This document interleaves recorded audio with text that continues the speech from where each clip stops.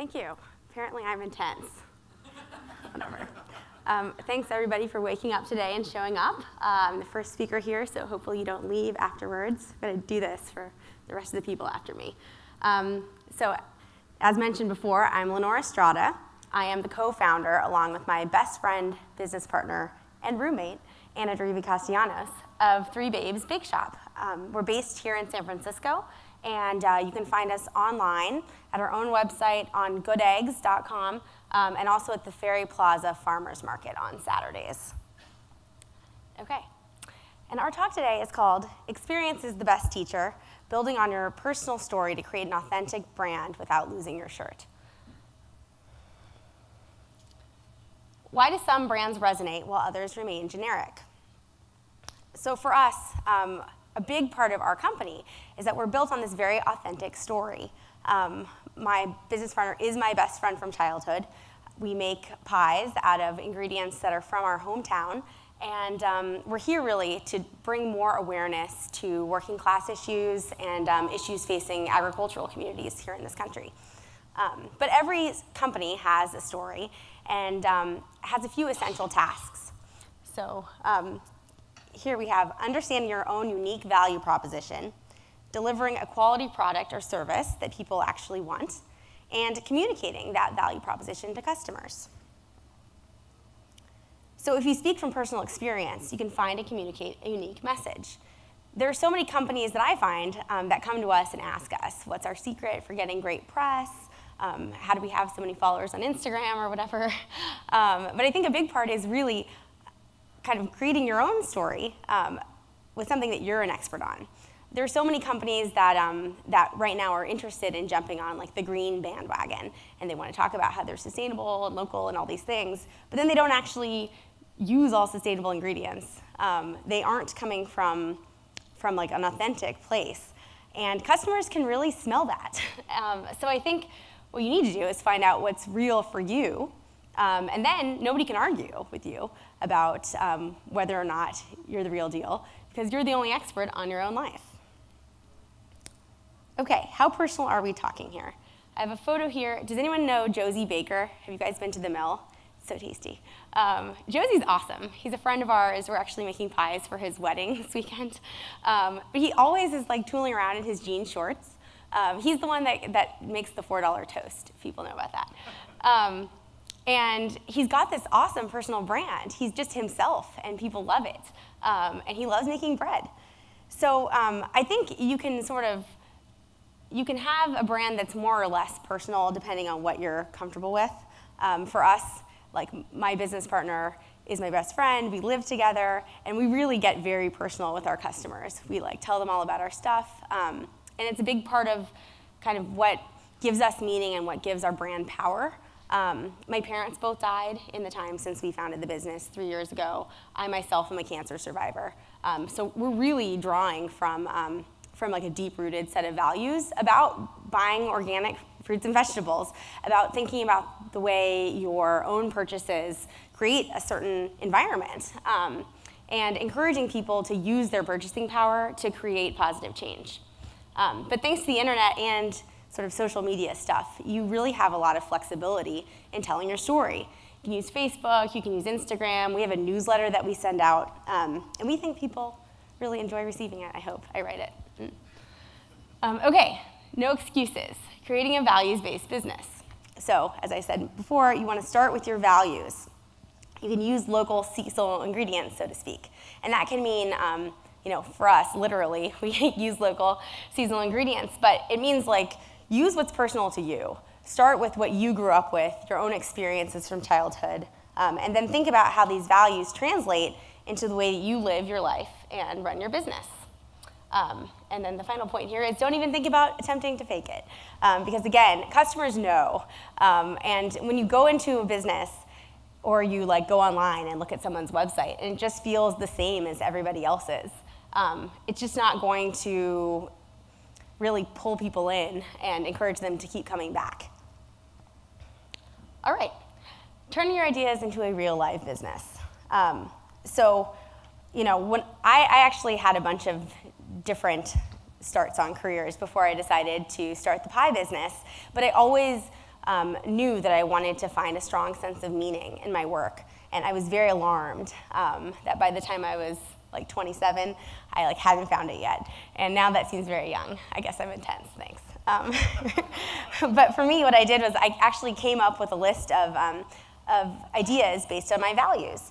Anna and I, when we decided to start the pie business, we knew we wanted to do something in food, but when we were kids, we liked doing lots of stuff together. We liked making cookies, granola, like biscuits. And so, we had to sort of step back and say, okay, well, with all the things we like doing, what's the one that's like really us? And so we thought about what we cared about, and it was things like the environment, labor. Anna's super excited, just gets like very inspired by the different fruits and vegetables grown here in Northern California. And so we thought if we did pies, like the ingredients, the filling always changes. So it allows you to tell lots of different stories.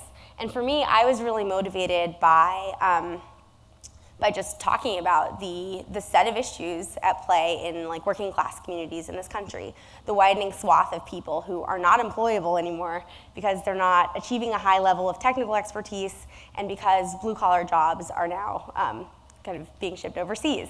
So pies actually allow us to really engage with our customers in telling lots of different stories. Okay, then you think about, what do you actually like doing? Think back to childhood. For me, I liked selling candy bars door to door, and also having a lemonade stand. And here I am pushing sweets at 31. Great. Okay, work with speed and confidence. This is something I always tell people in our pie making classes. You don't want the butter to melt, so for reals, you have to like work quickly. But to speak to sort of lean startup methodology, it is important to not just sit on your idea forever. You really do need to act and then see what's wrong and move forward. If you want a seat at the table, you have to achieve. So a lot of times it takes a really long time to build a business, to build expertise, and if you want people to listen to you, it is important to do something. I'm sure all of you are doers because you are here in the morning with your business stuff. Okay.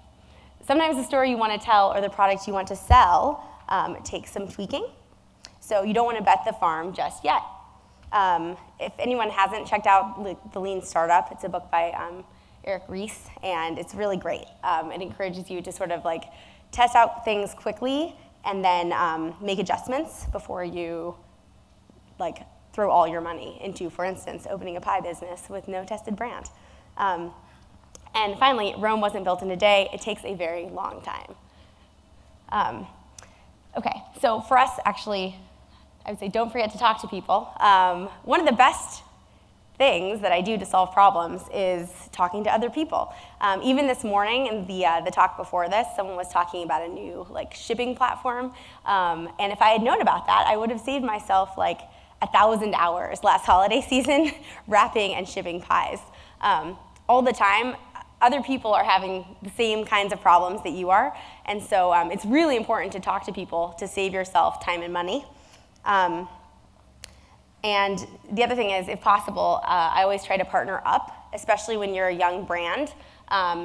It's really important to sort of find someone that's better than you to like attach yourself to, who will bring your brand street cred. Your customers and suppliers want a relationship with you. So again, for us, we are very personal with our customers. We sort of tell them about our stuff. We ask them about their stuff. We listen to them. And we found different ways that our customers want to engage with us. And that's both like they want to have a conversation with us at the farmer's market. I am personally there selling very often. They like that we remember what they want. They like reading our newsletter. It's all about like finding who your customers are and then creating like a strong sense of community with them. And then think about what is most fundamental in your messaging and your relationships, and then hammer that home. And we really try to do that in all of our social media, in our pitches to the press, all that stuff. Oh yeah, and before that, that's actually our rhubarb farmer, David. We love him. We actually, there's like a big shortage on fruit this year, if people don't know. With the drought, our fruit costs have gone up like 100% in some cases. And so oftentimes, if you have a relationship with someone, that is like the only way you get what you want. So yeah, it's important to like show love to your rhubarb farmer like David, and not forget to like maintain those relationships over time, because when times get tough, which they will, people will show up for you, and that's really what you need. And I guess I missed one point when I go back this way. Nope, that way. Yeah, I guess this one. So for us, we did start really cheap, and I would encourage everyone to do that. When I decided to start the business, we had no money, and so we basically decided we were having the business in March of 2011, and then in April we raised $10,000 on Kickstarter, and in May we were selling pies. So it was very quick from inception to market, and we didn't have any money, so we really had to be scrappy.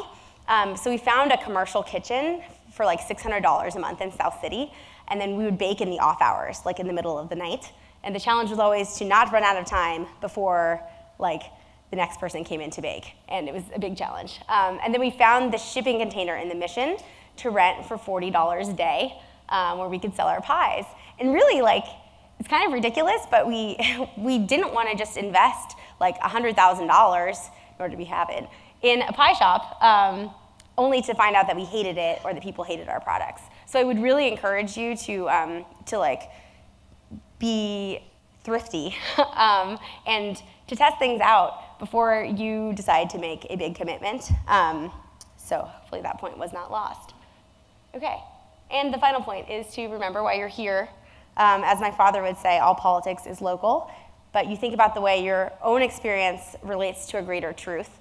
And I think if you're able to effectively communicate that to people, you'll have a very strong brand that lasts. And for Anna, my partner, and I, both of us, I think, are very motivated by the idea of carrying forward our parents' values and really taking up the mantle of leadership. And I want to encourage all of you today to really think about the way that your own choices create your community.